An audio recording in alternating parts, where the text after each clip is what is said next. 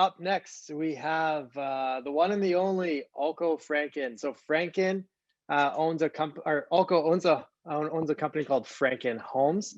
They're an award home builder here in the city. They do anything from conversions to new builds, fourplexes, and I believe I don't know if he still has the record of the most expensive half duplex sold in all of Edmonton. Is that still a fact, Ulco? That got broken last year, but we got that record in 2018. Amazing, amazing. Well, you know what? I think that's a long time holding. So it sounds like you might be breaking some new records here coming in 2021. Well, thank you. Yeah, we just sold a skinny for 1.2 million, so that was pretty good for the Edmonton market as well.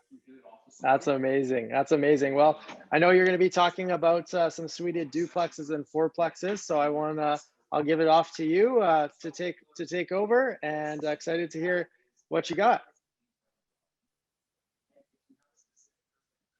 I'd love to have that crystal ball from you one of these days as well, just to see what's going on with the market. This is not part of the presentation. The presentation, I'll go through it right away. I just wanted to talk to everybody about the cost of building a house. The cost of building a house is actually fluctuating almost on a weekly basis right now. I am getting feedback from all my suppliers that materials are going up, electrical is going up, plumbing is going up, wood, everybody knows about the wood prices. It was 11% increase just last week. It's been a little crazy for us with the whole home building and putting up new houses, and people shopping around for prices, people saying it's costing too much, and trying to save money here, save money there. And I'm telling you, materials are still going up. Probably as of tomorrow, we'll get another email. Labor is staying the same. I know that some of my guys are actually trying to even reduce their labor just to stay competitive with everybody else out there. So yeah, with my presentation, you'll see some numbers there as well. Like I said, they might change, they might go up. They most likely will go up. Nothing coming down right now. So being a realtor right now and looking at all these houses that got built last year, the year before, 5 years ago, 10 years ago, those were cheaply built. Anything going on right now, all the new home builders, their prices will have to go up. So with that being said, tonight I was invited to talk about duplexes and fourplexes with legal suites. I've been talking about it for a couple years already. I know that the city really wants us, to go into the infills. The skinny houses, yeah, that is all fun, but the duplexes and the fourplexes is really where the city wants us to go. We're bringing more people into the downtown market. The city is not spending, that money anymore on infrastructure, on sewer, on gas, on water, because that is all in place already. And we as the builders, we are picking up those costs. Taxes go up. It is just a win-win-win-win situation for the city. So with my introduction that I did a couple of weeks ago with James, I said already, the city really wants us to focus on the duplexes, the fourplexes, and they really are helping us out. The permits are getting a lot better. The rezoning, I'm trying to rezone right now a lot. We're working with the city on fast tracking that as well. So with no further ado, if we can go to the next page, I'd like to start. Thanks, Jennifer, for the introduction. We're going to talk tonight about why do we do a duplex or a fourplex with legal suites. We're going to talk about the lot requirements. I always get a lot of calls from, "Ulco, I found this lot. What can I do with it?" We're going to talk about rezoning at the city of Edmonton, and then I'm going to show you a couple pictures about the Inglewood fourplex and the 4 legal suites that I'm actually building right now for an investor. I put a pro forma sheet together, and then we'll just talk about some questions. So why do a duplex or a fourplex with the legal suites? It's optimizing the land. That's really what we're doing. you're finding a lot, you have one house on it, you have one family on it, and all of a sudden, the city allows us to knock down that house and all of a sudden put basically eight families on that same piece of land. Taxes go up for them. It's just a win situation for the city. It's a lot easier to manage as well. When you hire somebody to look after your property, like your property manager, now you can tell them hey, listen, I have 8 doors for you, all on the same block.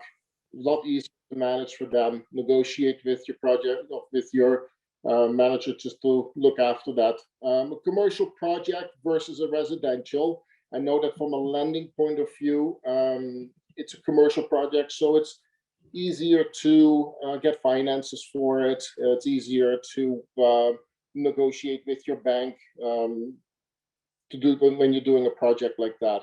New construction versus a renovation. Well, you're getting a new home warranty on the building. If we built this for you, you have a 10-year warranty on your building. It's brand new. You're not running into issues from we didn't do everything in the sewer, or you got water leaks, or with new construction everything is taken care of. You're not spending a lot of money on renovating or putting a new hot water tank in, or the filter, your furnace, and everything else. So you're getting a brand new building, and then you can also customize that building to your specific needs. And this is where it gets really interesting, because there's a lot of things that you can do when you build your own fourplex. It is not that, we have some custom things that, we do the stainless steel appliances, we'll make it nice, we'll do the LVTs, we'll do soundproofing, but for long-term tenants, what you probably want to push for, you can do a lot more other things. We could talk about, utilities. You could do 1 gas meter instead of doing 4 gas meters. You can do the Airbnb, where you can set it up for, you can have different entry points into the building. You can build a different, the garages. So building a brand new, you can totally customize it. You can also build it brand new and just say what, this is a great project. I'm just throwing it on the market right away. With the performance sheet, you'll see, that you'll probably be making some money on it, or building it. You're spending a year looking for the property, rezoning it, or you are building it. It takes about a year to do that. So in the meantime, you can throw it on the market and just say, hey, I'm building this at the same time. At the same time, if somebody wants to take it over, then when it's all finished and everything, take your equity out of it and do the next one. So for next point, thanks, Jennifer. So what are the lot requirements? In an ideal situation, you would want an RF3. Okay, the ideal lot sizes for a fourplex are your 50 by 140. That is for a corner lot, and for an inside lot, you want to do a 66 by 140. So yes, a lot of times people are just saying, okay, I want a corner lot, look for a corner lot, look for a corner lot. Well, there's lots and lots of also available that is on an inside. So don't overlook those, because on a 66 by 140, you can build some really nice fourplexes with the 4 legal basement suites as well. For a duplex, I would say don't go any lower than a 44 by 125, just to get the 1,600 square feet on the top, and the 800 square feet for in your basement. And you can do a corner or an inside lot, because how often, it's like, oh, I found an inside lot. Is it a 50? No, it's a 44, it's a 48. And you know what? You can also throw a duplex on it. So for the next one, it's the rezoning with the city of Edmonton. Now, this is a tricky one, because again, how often do we look at location, location, location? And usually the really good locations are an RF1. Well, don't stop there. Talk to the guys, right? Talk to Devin, talk to Adrian, and it's like, well, it's an RF1. What is around you? is there RF2, is there RF3, and even RF4 around you? Well, if those multifamily houses are around you, rezoning might just be an option. So rezoning, can take up to a year. Right now, with the city of Edmonton, we're trying to speed up the process. We're really trying to, stay on top of these guys and making sure. But they also have to go through their whole process by doing community consultation and everything else. So the rezoning might take up to a year, depending again on the location and community feedback. The cost of rezoning starts around $5,000 and can be upwards to about $15,000, again, depending on the location and the community feedback from what you're getting. For the next one, here's the fourplex that we're building right now in the Englewood. So this is with the 4 legal basement suites. So we have 1,600 square feet on the uppers and 800 square feet in the basement. We're building a 4-car garage. Again, location, location, location. We can't say it enough. Later on, we'll be looking at a pro forma sheet, but again, that is totally up to location. So inside, so on the left-hand side, the outside units are always the best units because that's where we put the larger windows for natural light. On the right-hand side, utilities. Utilities is always not a struggle. It's an opportunity, I would say, because what we did over here is we did where each tenant has their own utilities. They have their own temperature setting for the HVAC, and then later on you see the electrical as well, that they have their own electrical. The only thing that they don't have is the hot water tank. For every unit we put in a 50-gallon hot water tank. It services the up and down unit, and with a hot water tank they last up to 15 to 20 years, and you really don't need to do anything with them.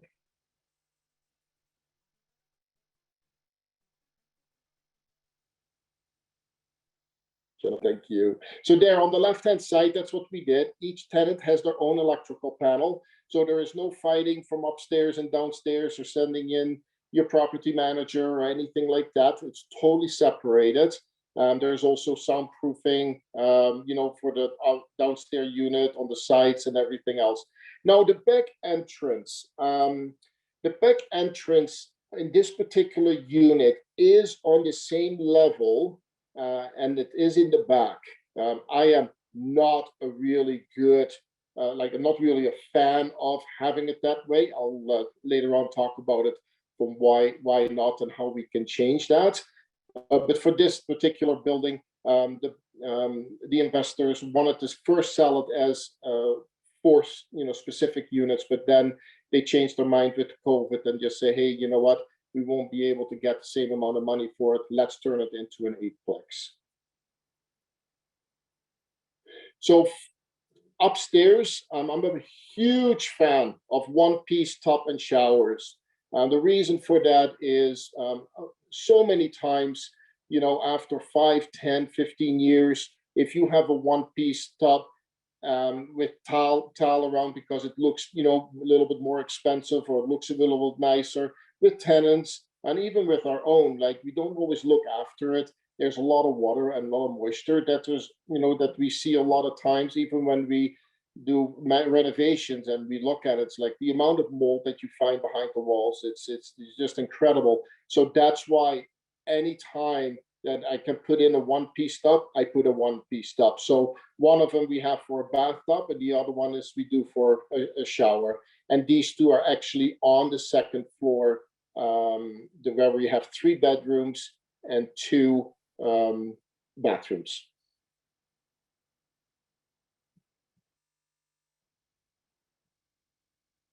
Oh, Jennifer, I think we missed one.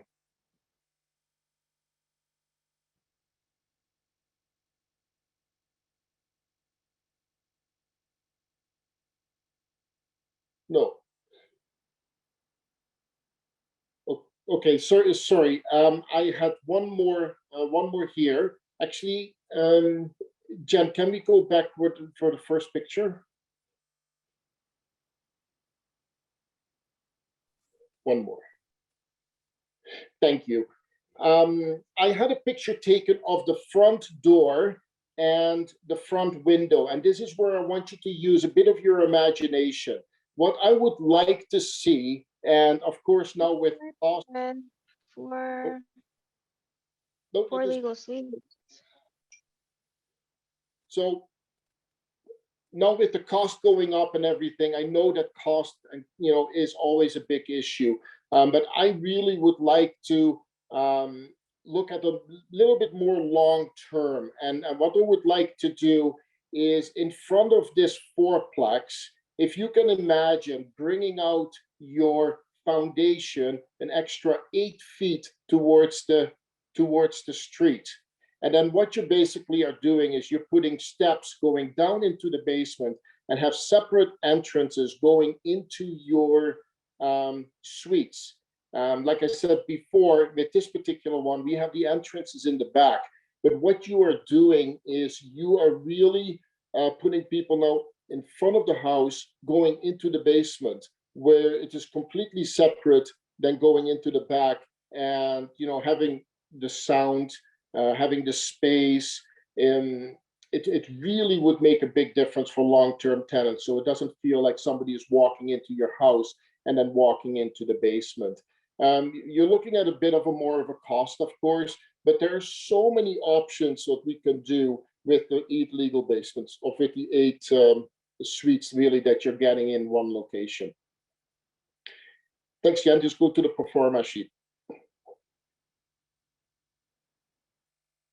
So this is a performa sheet that I did about 6 months ago. If you look at the purchase of the land with the estimated value about 6 months ago, in a good good location like Inglewood, you are looking around to 300. That might have jumped a little bit right now.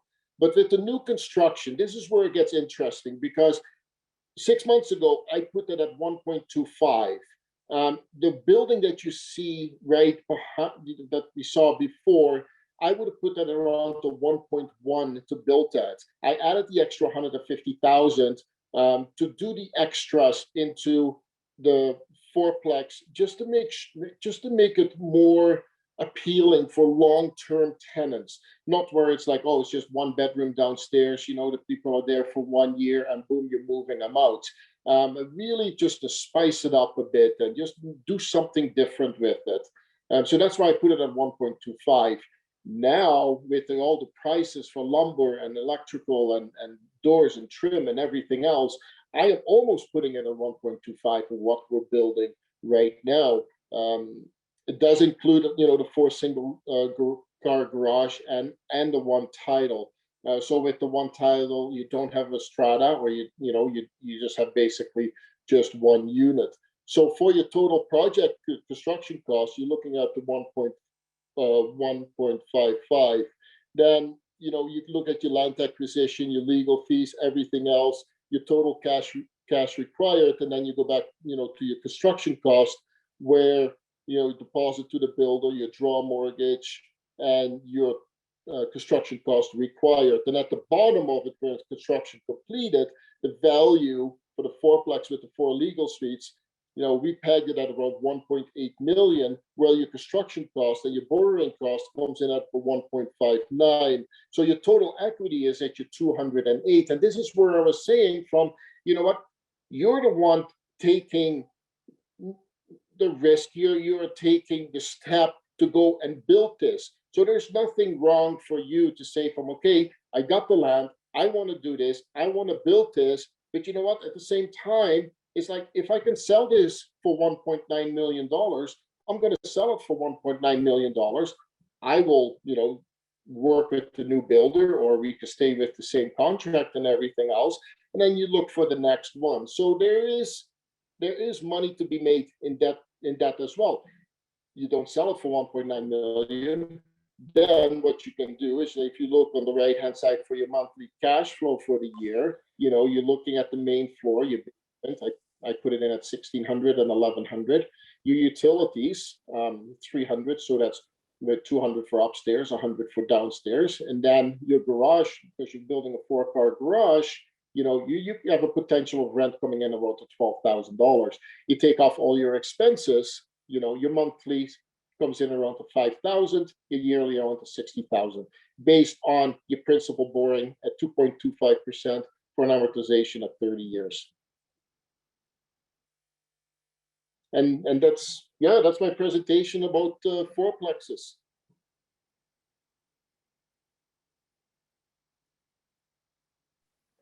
Awesome. Thank you so much, Ulco. That was fantastic. Tons of information. We have some questions that have come up in the chat box, so I'll kind of go through them and ask you a little bit about some of the questions. So the first one came from Andrea. So does that mean they pay their own utility bills? So maybe just talk a little bit about how you're setting up utilities and how you're setting up the servicing for that.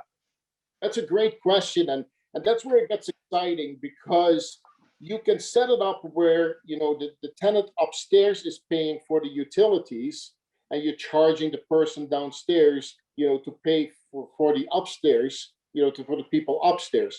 So that is, for me, that's a bit of a difficult way of doing it. What I would suggest, there's two things. The way that we have it set up right now, you have 4 gas meters, and